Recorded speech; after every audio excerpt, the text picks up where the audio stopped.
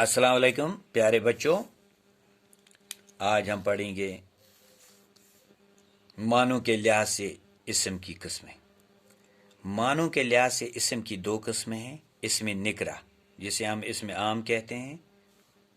Number दो, इसमें मोरफा यानी इसमें ख़ास।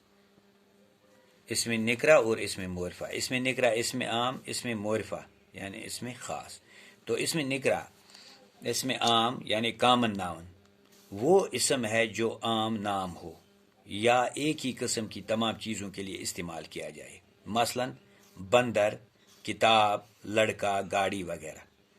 बंदर कहीं का भी हो, कितने भी हों जंगल में, तो सबों को हम बंदर कहेंगे। किताब आपके पास इंग्लिश की हो, उर्दू की हो, मैथमेटिक्स की हो, सोशल साइंस की हो, कुछ जो भी हो, EVS हो, तो हम उससे किताब ही कहेंगे। तो एक ही नाम हम इस्तेमाल करते हैं। जैसे लड़का चाहे जाकिर हो, जाफ़र हो, आमिर हो, आदिल हो, सुहेल हो, तो लड़का कहेंगे। गाड़ी वगैरह, ठीक है ना। तो उसे इसमें निकरा कहते हैं यानी इसमें आम कॉमन नाउन। तो इसमें मोरफा है प्रॉपर नाउन यानी इसमें ख़ास प्रॉपर नाउन।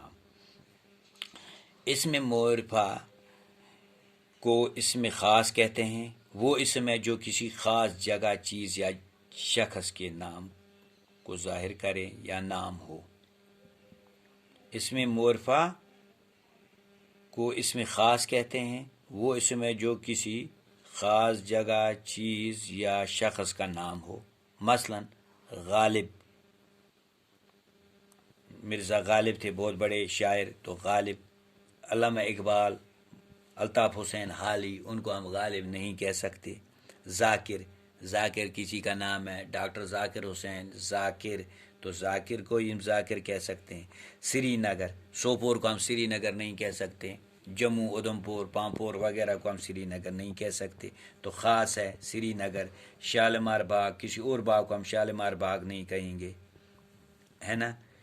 तो ये ख़ास के लिए इस्तेमाल होता है इसमें मोरफा। तो इस तरह इंशाल्लाह कल हम पढ़ेंगे इसमें मोरफा की किस्में। आज हमने पढ़ा इसमें निकरा और इसमें मोरफा। शुक्रिया।